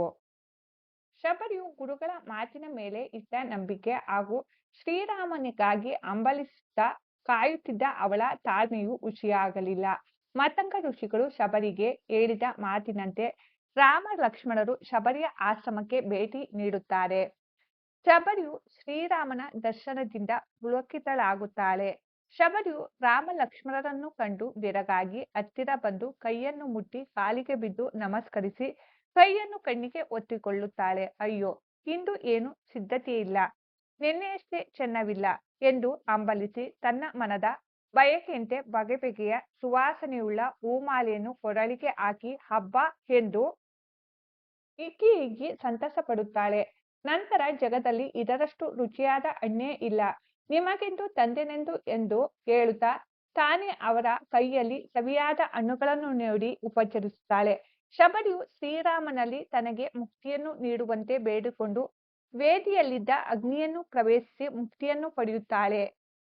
ಮುನಿಗಳ ಮಾತನ್ನು ನಂಬಿ ಹಲವಾರು ವರ್ಷಗಳಿಂದ ರಾಮನ ದರ್ಶನಕ್ಕಾಗಿ ಸಹನೆಯಿಂದ ಕಾಯುತ್ತಾ ಶ್ರೀರಾಮನು ತನ್ನ ಬಳಿಗೆ ಬರುವ ಸುದಿನವನ್ನು ಎದುರು ನೋಡುತ್ತಿದ್ದ ಶಬರಿಗೆ ರಾಮನ ದರ್ಶನವಾಗುತ್ತದೆ. ಶಬರಿಯ ಮನದಾಸೆ ಈಡೇರುತ್ತದೆ. ಹಾಗಾಗಿ ನಂಬಿ ಕೆಟ್ಟವರಿಲ್ಲ ಎಂಬ ಮಾತು ಶಬರಿಯ ಪಾಲಿಗೆ ನಿಜವಾಗಿದೆ. ಅಥವಾ ಪ್ರಶ್ನೆ. ಶಬರಿಯ ಚಿಂತೆ ಹಿಂಗಿ ಹೋದ ಸಂದರ್ಭದ ಸ್ವಾರಸ್ಯವನ್ನು ವಿವರಿಸಿ. ಉತ್ತರ. ರಾಮ ಲಕ್ಷ್ಮಣರನ್ನು ಕಂಡು ಶಬರಿ ಹಿಗ್ಗಿ ಸಂತಸವನ್ನು ತುಂಬಿಕೊಳ್ಳುತ್ತಾಳೆ. ರಾಮ ಲಕ್ಷ್ಮಣರಿಗೆ ರುಚಿಕರ ಹಣ್ಣುಗಳನ್ನು ನೀಡಿ ಸತ್ಕರಿಸುತ್ತಾಳೆ. ರಾಮನನ್ನು ಕಂಡ ತಾನು ಪರಮ ಸುಖಿ ಎಂದು ನರ್ತಿಸುತ್ತಾಳೆ. ರಾಮನು ಕೂಡ ನಿನ್ನ ಆದರದಿಂದ ನಾವು ಸುಖಿ, ನಿನಗೆ ನಾವು ಋಣಿ ಎನ್ನುತ್ತಾನೆ. ಶಬರಿಯು ಕಣ್ಣೀರು ತುಂಬಿಕೊಂಡು ನನ್ನ ಜಾಡನ್ನು ಹಿಡಿದು ಬಂದ ಸಂತಸ ನೀಡಿದಿರಿ. ಅಶ್ರುತೃಷೆ ಇಂಗಿದೆ. ನಾನೊಬ್ಬಳು ಬಡವಿ. ನನ್ನ ಮೇಲೆ ಮರುಕ ತೋರಿದಿರಾ ಎನ್ನುತ್ತಾರೆ. ಶ್ರೀರಾಮನು ನಿನ್ನ ಆತಿಥ್ಯದಲ್ಲಿ ಸ್ವಲ್ಪವೂ ಕೊರತೆಯಿಲ್ಲ. ನಮ್ಮ ಅರಮನೆಗಿಂತ ನಿನ್ನ ಆಶ್ರಮವೇ ಚಂದ. ನಿನ್ನ ಮನೆಯೇ ನಮ್ಮ ಮನೆ. ನೀನೇ ತಾಯಿಯಂತೆ ಎನ್ನುತ್ತಾನೆ. ಶಬರಿಯು ನಿನ್ನ ರೂಪದಂತೆ ನಿನ್ನ ಮಾತು ಸುಂದರ ಹಾಗೂ ಉದಾರ. ನಾನು ಧನ್ಯಳಾದೆ. ಸಿದ್ಧ ಮತಂಗರ ವರ ನನಗೆ ಫಲಿಸಿತು. ನಿಮ್ಮನ್ನು ಕಂಡು ಪುಣ್ಯವೂ ತುಂಬಿತು. ಗುರುಪೂಜೆಯನ್ನು ಮಾಡಿದ ಪುಣ್ಯ ನನಗೆ ಇಂದು ಸೇರಿತು. ನನ್ನ ಚಿಂತೆಯೆಲ್ಲ ಇಂಗಿ ಹೋಯಿತು ಎನ್ನುತ್ತಾಳೆ. ಶ್ರೀರಾಮನು ಗುರುಗಳ ಮಹಿಮೆಯನ್ನು ಬಲ್ಲೆನೆಂದು ಹೇಳುತ್ತಾ ದುಃಖವನ್ನು ಮರೆಸಿ ಶಾಂತಿ ನೀಡುವ ಈ ವನದಲ್ಲಿ ಶುದ್ಧ ಪ್ರೇಮ ಮೂರ್ತಿಯಂತೆ ನೀನು ಇರುವೆ. ಈ ದಿನ ನಮಗೆ ಸುದಿನ ಎಂದು ಶಬರಿಯನ್ನು ಬಾಯಿ ತುಂಬ ಹೊಗಳುತ್ತಾನೆ. ಪ್ರಶ್ನೆ ಸಂಖ್ಯೆ 42. ಲವನು ಯಜ್ಞಾಶ್ವವನ್ನು ಕಟ್ಟಲು ಕಾರಣವೇನು? ಉತ್ತರ: ರಾಮನ ಅಶ್ವಮೇಧ ಯಾಗದ ಕುದುರೆ ದೇಶ ವಿದೇಶಗಳಲ್ಲಿ ಸಂಚರಿಸುತ್ತದೆ. ಶ್ರೀರಾಮನ ಯಾಗದ ಕುದುರೆ ಎಂದು ತಿಳಿದ ರಾಜ ಮಹಾರಾಜರುಗಳು ಅದನ್ನು ಕಟ್ಟಿ ಹಾಕದೆ ನಮಸ್ಕರಿಸಿ ಕಳುಹಿಸುತ್ತಾರೆ. ಹೀಗೆ ಭೂಮಂಡಲದಲ್ಲೆಲ್ಲ ಸಂಚರಿಸುತ್ತಾ ಬಂದ ಕುದುರೆ ವಾಲ್ಮೀಕಿ ಆಶ್ರಮದ ಉಪವನದ ಹುಲ್ಲನ್ನು ಕಂಡು ಆಕರ್ಷಿತವಾಗಿ ತಿನ್ನಲು ಬಯಸಿ ಉದ್ಯಾನವನ್ನು ಪ್ರವೇಶಿಸಿತು. ಅಲ್ಲಿದ್ದ ಹೂವಿನ ಗಿಡಗಳನ್ನು ಚೆನ್ನಾಗಿ ತುಳಿದು ಹುಲ್ಲನ್ನು ತಿನ್ನಲಾರಂಭಿಸಿತು. ಉದ್ಯಾನವನದ ಮೇಲುಸ್ತುವಾರಿಯನ್ನು ನೋಡಿಕೊಳ್ಳುತ್ತಿದ್ದ ಲವನು ಕುದುರೆಯನ್ನು ಕಟ್ಟಿಹಾಕಲು ಬಂದಾಗ ಅದರ ಹಣೆಯಲ್ಲಿದ್ದ ಲೇಖನವನ್ನು ಓದುತ್ತಾನೆ. ಈ ಭೂಮಿಯಲ್ಲಿ ಕೌಶಲ್ಯ ಮಗ ರಾಮನೊಬ್ಬನೇ ವೀರನು. ಅವನ ಯಾಗದ ಕುದುರೆದು. ಇದನ್ನು ಕಟ್ಟಿ ಹಾಕುವ ವೀರರು ಯಾರಾದರೂ ಇದ್ದರೆ ಕಟ್ಟಿ ಹಾಕಬಹುದು. ಈ ಮಾತುಗಳಿಂದ ಲವನು ಕೋಪಗೊಳ್ಳುತ್ತಾನೆ. ಕೌಶಲ್ಯ ಮಗ ರಾಮನು ಮಾತ್ರ ವೀರನೇ? ಜಾನಕಿಯ ಮಗನಾದ ನಾನು ವೀರನಲ್ಲವೇ? ನಾನೀಗ ಕುದುರೆಯನ್ನು ಕಟ್ಟಿ ಹಾಕದಿದ್ದರೆ ಲೋಕದ ಜನರು ತನ್ನ ಮಾತೆಯಾದ ಜಾನಕಿಯನ್ನು ಬಂಜೆ ಎನ್ನದೇ ಇರುವರೇ ಎಂದು ತನ್ನ ಉತ್ತರೀಯದಿಂದ ಆ ಕುದುರೆಯನ್ನು ಬಾಳೆ ಗಿಡಕ್ಕೆ ಕಟ್ಟಿ ಹಾಕಲು ಮುಂದಾಗುತ್ತಾನೆ.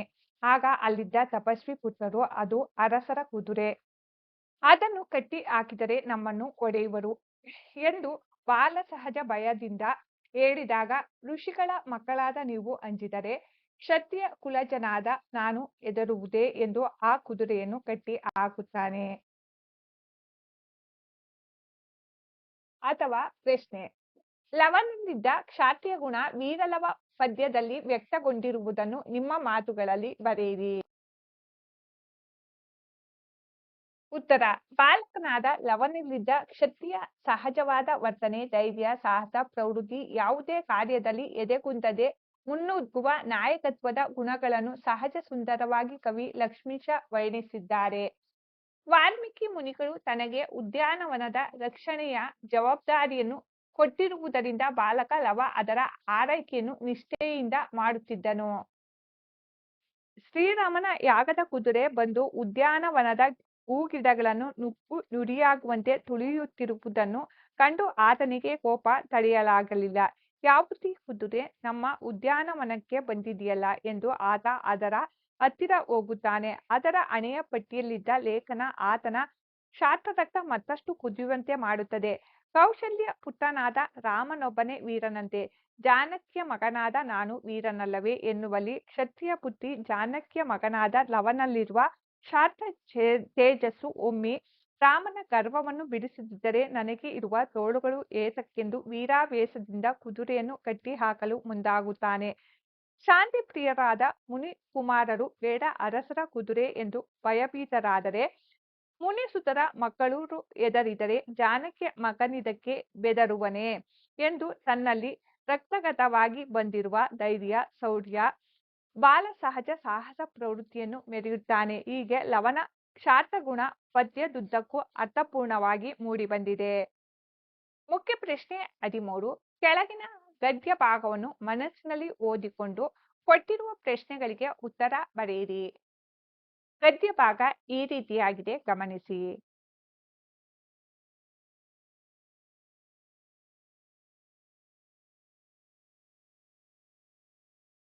ಗದ್ಯ ಭಾಗಕ್ಕೆ ಸಂಬಂಧಿಸಿದ ಪ್ರಶ್ನೆಗಳು: ಧರ್ಮದ ರಕ್ಷಣೆಯಿಂದ ಸಿಗುವ ಫಲಗಳನ್ನು ತಿಳಿಸಿ. ಪ್ರಶ್ನೆ ಸಂಖ್ಯೆ 2. ನಿಜವಾದ ಧರ್ಮದ ಕೆಲಸಗಳ್ಯಾವುವು? ಗದ್ಯ ಭಾಗಕ್ಕೆ ಸಂಬಂಧಿಸಿದ ಪ್ರಶ್ನೋತ್ತರಗಳು. ಪ್ರಶ್ನೆ 1. ಧರ್ಮದ ರಕ್ಷಣೆಯಿಂದ ಸಿಗುವ ಲಾಭಗಳನ್ನು ತಿಳಿಸಿ. ಉತ್ತರ: ಧರ್ಮವನ್ನು ರಕ್ಷಿಸಿದರೆ ದಿವ್ಯವಾದದ್ದನ್ನು ಪಡೆಯುವ ಪಥದಲ್ಲಿ ಅದು ನಮ್ಮನ್ನು ರಕ್ಷಿಸುತ್ತದೆ, ಗುರಿ ಮುಟ್ಟಿಸುತ್ತದೆ. ಈ ಗುರಿ ದಿವ್ಯವಾದ ಗುರಿಯಲ್ಲಿನ ವಿಶ್ವಾಸ ಅದನ್ನು ಹೊಂದಲು ಮಾಡುವ ಪ್ರಾಮಾಣಿಕ ಪ್ರಯತ್ನದಿಂದ ನಮ್ಮ ಬದುಕಿನ ದಿಕ್ಕೆ ಬದಲಿಸುವುದು. ಸ್ವಲ್ಪ ತಡವಾದರೂ ದೀರ್ಘಕಾಲದ ಪರಿಶ್ರಮ ಬೇಕಾದರೂ ಈ ಪಥದಲ್ಲಿ ಮುನ್ನಡೆಯುವ ಪ್ರತಿಯೊಬ್ಬನ ಪಾಲಿಗೂ ದಿವ್ಯ ಆನಂದ, ಶಾಂತಿ, ಸಂತೃಪ್ತಿಗಳು ಸಿಕ್ಕಿಯೇ ಸಿಗುವುವು. ಪ್ರಶ್ನೆ 2, ನಿಜವಾದ ಧರ್ಮದ ಕೆಲಸಗಳ್ಯಾವುವು? ಉತ್ತರ: ನಿಜವಾದ ಧರ್ಮ 2 ಕೆಲಸಗಳನ್ನು ಮಾಡಿಕೊಡುತ್ತದೆ. 1. ಮನುಷ್ಯನ ಮನಸ್ಸಿನ ಪುನರ್ರಚನೆ. ಚಂಚಲವಾದ ಮನಸ್ಸನ್ನು ನಿಗ್ರಹಿಸಿ ಅದರ ಗತಿ ವೇಗಗಳನ್ನು ಉದಾತ್ತ ಗುರಿಯೆಡೆಗೆ ತಿರುಗಿಸುತ್ತದೆ. ಇನ್ನೊಂದು, ಸಮಾಜದ ವಿವಿಧ ವ್ಯಕ್ತಿಗಳೊಡನೆ ಬಾಂಧವ್ಯ ಮತ್ತು ಸಹಕಾರದ ಸಹಬಾಳ್ವೆಗೆ ತಕ್ಕ ವ್ಯವಸ್ಥೆ ಮಾಡುತ್ತದೆ. ಇತರರ ಸುಖ ಮತ್ತು ಆಧ್ಯಾತ್ಮಿಕ ಉನ್ನತಿಗೆ ತಡೆಯಾಗದಂತೆ ತನ್ನ ಸ್ವಾರ್ಥವನ್ನು ನಿಯಂತ್ರಿಸಿಕೊಳ್ಳುವ ನಡತೆ ಅದು. ಮುಖ್ಯ ಪ್ರಶ್ನೆ 14, ಕೆಳಗಿನ ಯಾವುದಾದರೂ ಒಂದಕ್ಕೆ ಕೊಟ್ಟಿರುವ ಮಾಹಿತಿಗಳನ್ನು ಆಧರಿಸಿ ಪತ್ರ ಬರೆಯಿರಿ. 44. ನಿಮ್ಮನ್ನು ಚಿಕ್ಕಮಗಳೂರು ಜಿಲ್ಲೆಯ ಕೊಪ್ಪ ತಾಲೂಕಿನ ಗುಡ್ಡೆತೋಟ ಗ್ರಾಮದ ನಿವಾಸಿ ಅನ್ನಪೂರ್ಣ ಎಂದು ಭಾವಿಸಿಕೊಂಡು ಗ್ರಾಮದಲ್ಲಿ ಸರ್ಕಾರಿ ಪದವಿ ಪೂರ್ವ ಕಾಲೇಜು ಆರಂಭಿಸುವಂತೆ ಕೋರಿ ಶಿಕ್ಷಣ ಸಚಿವರಿಗೆ ಪತ್ರವನ್ನು ಬರೆಯಿರಿ.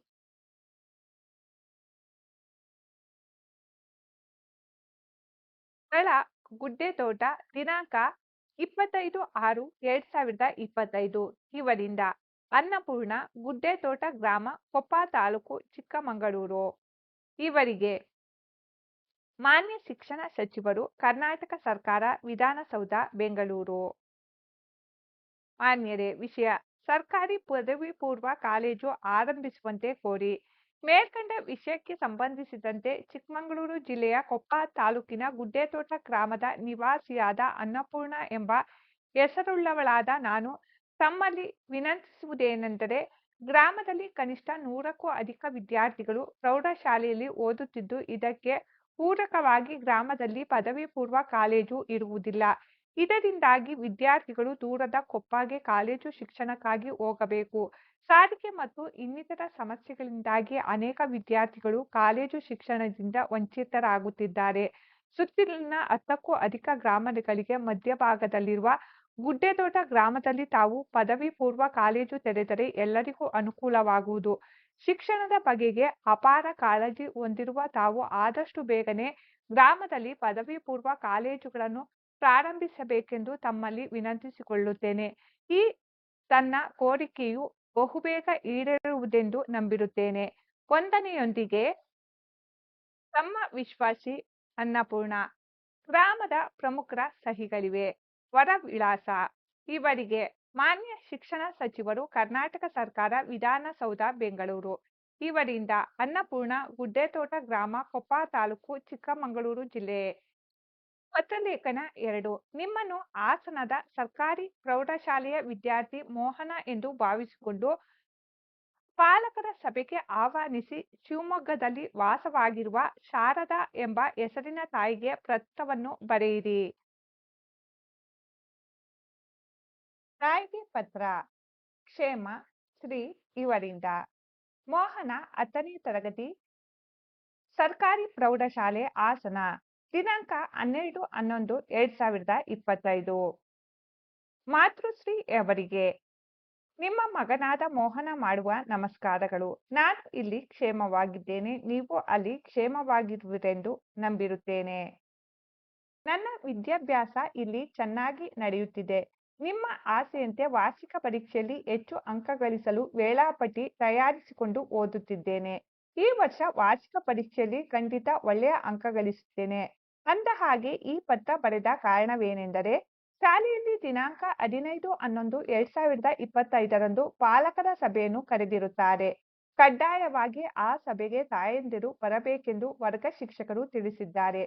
ಸಭೆಯಲ್ಲಿ ಮೊದಲ ಮತ್ತು 2ನೇ ರೂಪಣಾತ್ಮಕ ಪರೀಕ್ಷೆ ಹಾಗೂ ಅರ್ಧವಾರ್ಷಿಕ ಪರೀಕ್ಷೆಗಳ ಫಲಿತಾಂಶ ವಿಶ್ಲೇಷಣೆ ಹಾಗೂ ಮುಂಬರುವ ದಿನಗಳಲ್ಲಿ ಅಭ್ಯಾಸ ಕ್ರಮಗಳ ಕುರಿತು ಸುದೀರ್ಘವಾಗಿ ಎಲ್ಲ ವಿಷಯ ಶಿಕ್ಷಕರು, ಮುಖ್ಯೋಪಾಧ್ಯಾಯರು ಹಾಗೂ ಸಭೆಗೆ ಮುಖ್ಯ ಅತಿಥಿಗಳಾಗಿ ಆಗಮಿಸಲಿರುವ ಕ್ಷೇತ್ರ ಶಿಕ್ಷಣಾಧಿಕಾರಿಗಳು ಚರ್ಚಿಸಲಿದ್ದಾರೆ. ಅಂದು ಮುಂಜಾನೆ ಸರಿಯಾಗಿ 10 ಗಂಟೆಗೆ ಶಾಲಾ ಸಭಾಂಗಣದಲ್ಲಿ ಹಾಜರಿರಲು ತಿಳಿಸಿದ್ದಾರೆ. ತಾವು ಬೇಗ ಬನ್ನಿ. ಮನೆಯಲ್ಲಿ ಸಂಜೆಯವರೆಗೂ ನನ್ನ ನಮಸ್ಕಾರಗಳನ್ನು ತಿಳಿಸಿ. ಈತಿ ನಿಮ್ಮ ಪ್ರೀತಿಯ ಮಗ ಮೋಹನ. ವರ ವಿಳಾಸ ಇವರಿಗೆ ಶಾರದಾ, ಕುವೆಂಪು ನಗರ, ಶಿವಮೊಗ್ಗ. ಇವರಿಂದ ಮೋಹನ 10ನೇ ತರಗತಿ, ಸರ್ಕಾರಿ ಪ್ರೌಢಶಾಲೆ, ಹಾಸನ. ಮುಖ್ಯ ಪ್ರಶ್ನೆ 15. ಕೆಳಗಿನ ಯಾವುದಾದರೂ ಒಂದು ವಿಷಯಕ್ಕೆ 15 ವಾಕ್ಯಗಳಿಗೆ ಕಡಿಮೆ ಇಲ್ಲದಂತೆ ಪ್ರಬಂಧ ಬರೆಯಿರಿ. ರಾಷ್ಟ್ರೀಯ ಹಬ್ಬಗಳ ಮಹತ್ವ ಅಥವಾ ಕನ್ನಡ ಭಾಷೆಯ ಬೆಳವಣಿಗೆ ಮತ್ತು ಸವಾಲುಗಳು. ಪ್ರಬಂಧ ರಾಷ್ಟ್ರೀಯ ಹಬ್ಬಗಳ ಮಹತ್ವ. ಪೀಠಿಕೆ. ಹಬ್ಬಗಳಲ್ಲಿ ರಾಷ್ಟ್ರೀಯ, ಧಾರ್ಮಿಕ, ನಾಡ ಹಬ್ಬಗಳೆಂದು ಪ್ರಮುಖವಾಗಿ ಗುರುತಿಸಲಾಗುತ್ತದೆ. ರಾಷ್ಟ್ರವು ಶಾಶ್ವತವಾಗಿ ಸ್ಮರಿಸಬಹುದಾದ ದಿನಗಳನ್ನು ರಾಷ್ಟ್ರೀಯ ಹಬ್ಬಗಳೆಂದು ಆಚರಿಸುತ್ತೇವೆ. ರಾಷ್ಟ್ರೀಯ ಹಬ್ಬಗಳ ಆಚರಣೆಯಿಂದ ಜಾತಿ, ಮತ, ವರ್ಣ, ಭಾಷೆ, ಪ್ರಾಂತ್ಯ ಭೇದಗಳನ್ನು ಮರೆತು ನಾವೆಲ್ಲರೂ ಒಂದೇ ಎಂಬ ಭಾವೈಕ್ಯದ ಭಾವನೆಯನ್ನು ಮೂಡಿಸುತ್ತದೆ. ಜೊತೆಗೆ ದೇಶ ಪ್ರೇಮದ ಮೌಲ್ಯವು ಬೆಳೆಯುತ್ತದೆ. ವಿಷಯ ನಿರೂಪಣೆ. ಭಾರತ ದೇಶವು ಪ್ರಮುಖವಾಗಿ ಸ್ವಾತಂತ್ರ್ಯ ದಿನಾಚರಣೆ, ಗಣರಾಜ್ಯೋತ್ಸವ ಮತ್ತು ಗಾಂಧಿ ಜಯಂತಿಗಳನ್ನು ರಾಷ್ಟ್ರೀಯ ಹಬ್ಬಗಳಾಗಿ ಆಚರಿಸುತ್ತದೆ. ಜೊತೆಗೆ ಏಪ್ರಿಲ್ 14 ಅಂಬೇಡ್ಕರ್ ಜಯಂತಿ, ನವೆಂಬರ್ 14 ನೆಹರು ಜಯಂತಿಯ ಮಕ್ಕಳ ದಿನಾಚರಣೆ, ಸೆಪ್ಟೆಂಬರ್ 5 ರಾಧಾಕೃಷ್ಣನ್ ರ ಜಯಂತಿಯ ಶಿಕ್ಷಕರ ದಿನಾಚರಣೆ, ಜನವರಿ 12 ವಿವೇಕಾನಂದ ಜಯಂತಿಯ ಯುವ ದಿನ, ಅಕ್ಟೋಬರ್ 2 ಶಾಸ್ತ್ರಿ ಜಯಂತಿ. ಹೀಗೆ ಹಲವು ಮಹನೀಯರ ಜನ್ಮದಿನಗಳನ್ನು ರಾಷ್ಟ್ರೀಯ ಜಯಂತಿಗಳೆಂದು ಆಚರಿಸಲಾಗುತ್ತದೆ. ಸ್ವಾತಂತ್ರ್ಯ ದಿನಾಚರಣೆ. ಬ್ರಿಟಿಷರು ವ್ಯಾಪಾರ ಉದ್ದೇಶದಿಂದ ಭಾರತಕ್ಕೆ ಬಂದು ಭಾರತೀಯರ ಅರಸರ ಒಳಜಗಳಗಳನ್ನೇ ದುರುಪಯೋಗಪಡಿಸಿಕೊಂಡು ಹಂತವಾಗಿ ದೇಶದ ಚುಕ್ಕಾಣಿ ಹಿಡಿದು ದಬ್ಬಾಳಿಕೆಯ ಆಡಳಿತ ನಡೆಸಿದರು. ಮಂದಗಾಮಿ, ತೀವ್ರಗಾಮಿ ಗಾಂಧಿ ಯುಗದ ಹಂತಗಳಲ್ಲಿ ಭಾರತೀಯರು ಬ್ರಿಟಿಷರ ವಿರುದ್ಧ ಸ್ವಾತಂತ್ರ್ಯ ಹೋರಾಟ ನಡೆಸಿದರು. ಇದರ ಫಲವಾಗಿ 1947 ಆಗಸ್ಟ್ 15ರಂದು ಭಾರತ ಸ್ವಾತಂತ್ರ್ಯ ಗಳಿಸಿತು. ಇದರ ಸ್ಮರಣಾರ್ಥ ಪ್ರತಿ ವರ್ಷ ಆಗಸ್ಟ್ 15ರಂದು ಧ್ವಜಾರೋಹಣ ಮಾಡಿ, ಪ್ರಭಾತ ಪೇರಿ ನಡೆಸಿ ವಿವಿಧ ಕಾರ್ಯಕ್ರಮಗಳ ಮೂಲಕ ಸಂಭ್ರಮ ಪಡಲಾಗುತ್ತದೆ. ಸ್ವಾತಂತ್ರ್ಯಕ್ಕಾಗಿ ದುಡಿದವರನ್ನು, ಮಡಿದವರನ್ನು ಸ್ಮರಿಸಲಾಗುತ್ತದೆ. ವಿವಿಧ ಯೋಜನೆ, ಹೊಸ ಯೋಜನೆ ಜಾರಿಗೊಳ್ಳುತ್ತವೆ.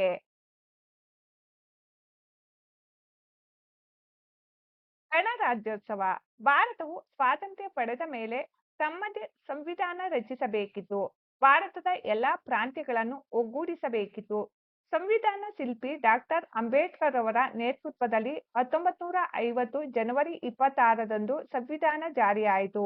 ಎಲ್ಲಾ ಪ್ರಾಂತ್ಯಗಳನ್ನು ಗಣಗಳನ್ನಾಗಿ ಒಗ್ಗೂಡಿಸಲಾಯಿತು. ಪ್ರಜೆಗಳೇ ಪ್ರಭುಗಳಾದರು. ಹೀಗಾಗಿ ಈ ದಿನವನ್ನು ಗಣರಾಜ್ಯೋತ್ಸವ ಅಥವಾ ಪ್ರಜಾ ರಾಜ್ಯೋತ್ಸವ ದಿನವೆಂದು ಆಚರಿಸಲಾಗುತ್ತದೆ. ಉಕ್ಕಿನ ಮನುಷ್ಯ ಸರ್ದಾರ್ ವಲ್ಲಭಾಯಿ ಪಟೇಲರ ಮುಂದಾಳತ್ವದಲ್ಲಿ ಪ್ರಾಂತ್ಯಗಳೆಲ್ಲ ಸೇರಿ ಏಕೀಕೃತ ಭಾರತವಾಯಿತು.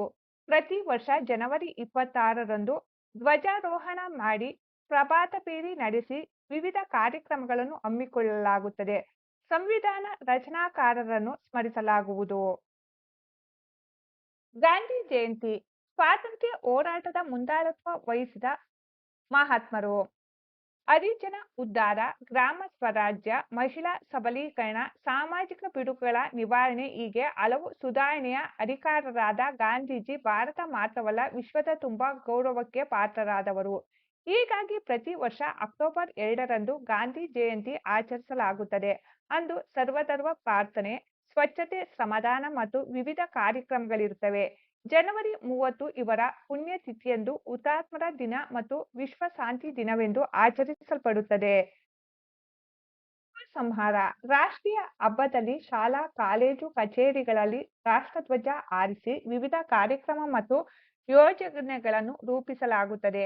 ಗಣ್ಯ ವ್ಯಕ್ತಿಗಳ ಜಯಂತಿಗಳಂದು ಅವರ ಸ್ಮರಣೆ ಮಾಡಿ ಗೌರವಿಸಲಾಗುತ್ತದೆ. ಭಾವೈಕ್ಯ, ದೇಶಭಕ್ತಿ, ಸ್ವಾಭಿಮಾನ, ಹಿರಿಯರ ಗೌರವ ಮುಂತಾದ ಮೌಲ್ಯಗಳನ್ನು ಬಿತ್ತಲು ಈ ಹಬ್ಬಗಳು ಸಹಕಾರಿ. ಈ ಹಬ್ಬಗಳಲ್ಲಿ ನಮ್ಮ ಮನೆಯ ಆಚರಣೆಯಂತೆ ಎಲ್ಲರೂ ಪಾಲ್ಗೊಳ್ಳಬೇಕು. ಮಾತೃ ಧರ್ಮಗಳನೇಕ, ಮಾತೃ ಭಾಷೆಗಳನೇಕ, ಆದರೆ ಮಾತೃಭೂಮಿ ಒಂದೇ, ಅದು ಭಾರತ. ಇದಕ್ಕಾಗಿ ದುಡಿಯೋಣ, ಇದಕ್ಕಾಗಿ ಮಡಿಯೋಣ.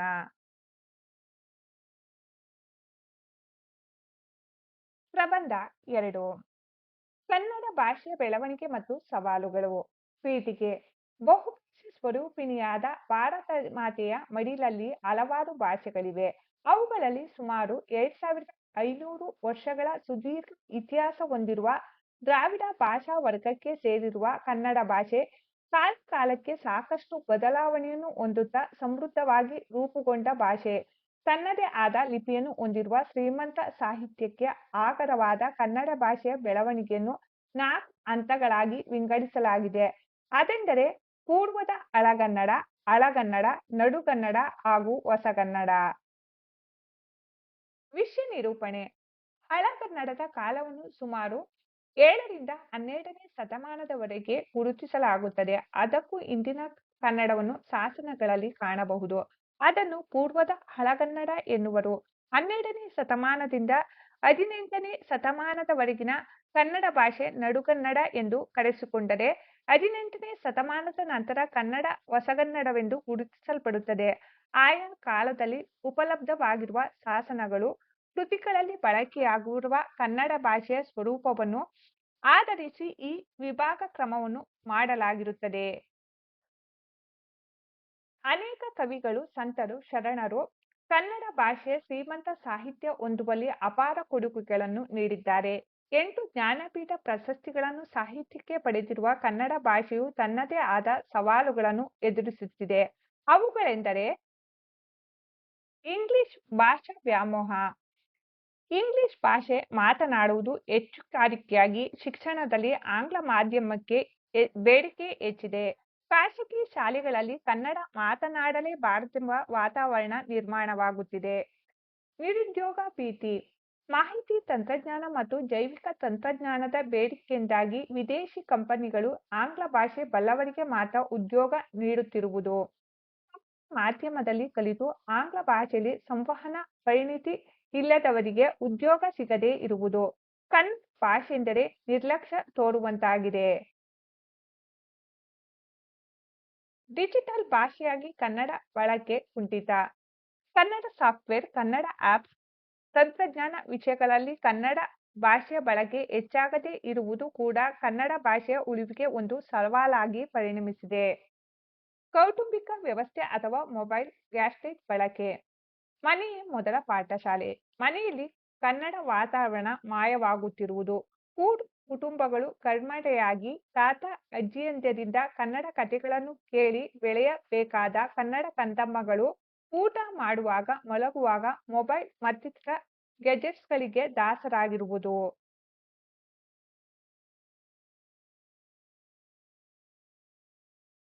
ಓದುವ ಹವ್ಯಾಸ ಕಣ್ಮರೆಯಾಗಿರುವುದು. ದಶಕಗಳ ಹಿಂದೆ ಮನರಂಜನೆಗೆ ಹಾಗೂ ಮಾಹಿತಿ ಕಲೆ ಹಾಕಲು ಪುಸ್ತಕಗಳನ್ನು, ವೃತ್ತಪತ್ರಿಕೆ ಓದುವ ಹವ್ಯಾಸ ಜನರಿಗಿದ್ದಿತು. ಆದರೆ ಈಗ ಪುಸ್ತಕದ ಬದಲಿಗೆ ಮೊಬೈಲ್ ಬಳಕೆ ಭಾಷೆಯ ಉಳಿವಿಗೆ ಬಹುದೊಡ್ಡ ಸವಾಲಾಗಿದೆ. ಪೋಷಕರ ನಿರಾಸಕ್ತಿ. ಕನ್ನಡ ಭಾಷೆಯ ಕುರಿತು ಪೋಷಕರಲ್ಲಿ ಇರುವ ನಿರಾಸಕ್ತಿ. ಮಕ್ಕಳು ಕನ್ನಡ ಭಾಷೆಯಲ್ಲಿ ಪರಿಣಾಮಕಾರಿಯಾಗಿ ಸಂವಹನ ಮಾಡಲು ಸಾಧ್ಯವಾಗುತ್ತಿಲ್ಲ. ನಗರ ಪ್ರದೇಶದಲ್ಲಿ ಪೋಷಕರು ಮಕ್ಕಳೊಂದಿಗೆ ಇಂಗ್ಲಿಷ್ನಲ್ಲಿ ಸಂವಹನ ಮಾಡುವುದು. ಅನ್ಯ ಭಾಷಿಗರ ಪ್ರಭಾವ. ಉದ್ಯೋಗ ನಿಮಿತ್ತ ಕರ್ನಾಟಕಕ್ಕೆ ಬಂದ ಅನ್ಯ ಭಾಷಿಗರು ಕನ್ನಡ ಕಲಿಯದೆ ತಮ್ಮ ಭಾಷೆಯಲ್ಲಿ ಇಲ್ಲವೇ ಆಂಗ್ಲ ಭಾಷೆಯಲ್ಲಿ ಸಂವಹನ ಮಾಡುತ್ತಿರುವುದು. ಉಪಸಂಹಾರ. ಕನ್ನಡ ಭಾಷೆಯ ಉಳಿವಿಗೆ ಜನರಲ್ಲಿ ಜಾಗೃತಿಯ ಅಗತ್ಯವಿದೆ. ಕವಿ ಮಹಾಲಿಂಗದಂಗ ಹೇಳಿರುವಂತೆ ಕನ್ನಡ ಭಾಷೆ ಸುಲಿದ ಬಾಳೆಯ ಹಣ್ಣಿನಂತೆ, ಉಷ್ಣವಳಿದ ಹಾಲಿನಂತೆ, ಸಿಗುರು ತೆಗೆದ ಕಬ್ಬಿನಂತೆ ಸುಲಭ ಹಾಗೂ ಸುಂದರ ಭಾಷೆ. ಬಿ.ಎಂ. ಶ್ರೀಕಂಠಯ್ಯನವರು ಹೇಳಿರುವಂತೆ ನಮ್ಮ ಹಿರಿಯರಿಂದ ನಮಗೆ ಬಂದಿರುವ ಆಸ್ತಿ ಏನಾದರೂ ಇದ್ದರೆ ಅದು ನಮ್ಮ ಭಾಷೆ ಮಾತ್ರ. ಅದನ್ನು ಮುಂದಿನ ಪೀಳಿಗೆಗೆ ಉಳಿಸುವ ಗುರುತರ ಜವಾಬ್ದಾರಿ ನಮ್ಮೆಲ್ಲರ ಮೇಲಿದೆ. ಆದುದರಿಂದ ನಮ್ಮ ಭಾಷೆಯನ್ನು ನಾವು ಪ್ರೀತಿಸೋಣ, ಗೌರವಿಸೋಣ. ಕಲಿಯಲು 1000 ಭಾಷೆಗಳಿವೆ, ಕಲಿತರೆ ತಪ್ಪಿಲ್ಲ. ಆದರೆ ಆಡಲು ಒಂದೇ ಭಾಷೆ, ಅದೇ ನಮ್ಮ ಮಾತೃಭಾಷೆ. ಯಾವುದೇ ಭಾಷೆಯ ಅಳಿವು ಉಳಿವು ಅದನ್ನಾಡುವ ಜನರ ಕೈಲಿದೆ. ಕನ್ನಡಿಗರು ಕನ್ನಡ ಮರೆತರೆ ಸಂಸ್ಕೃತ ಭಾಷೆಗಾಗಿರುವ ಸ್ಥಿತಿ ಕನ್ನಡ ಭಾಷೆಗೂ ಆಗುವುದರಲ್ಲಿ ಸಂದೇಹವಿಲ್ಲ. ಆದ್ದರಿಂದ ಕನ್ನಡವನ್ನು ತಪ್ಪಿಲ್ಲದೆ ಮಾತನಾಡುವ, ಬರೆಯುವ, ಉಳಿಸುವ, ಬೆಳೆಸುವ ಜವಾಬ್ದಾರಿ ಕನ್ನಡಿಗರ ಮೇಲಿದೆ.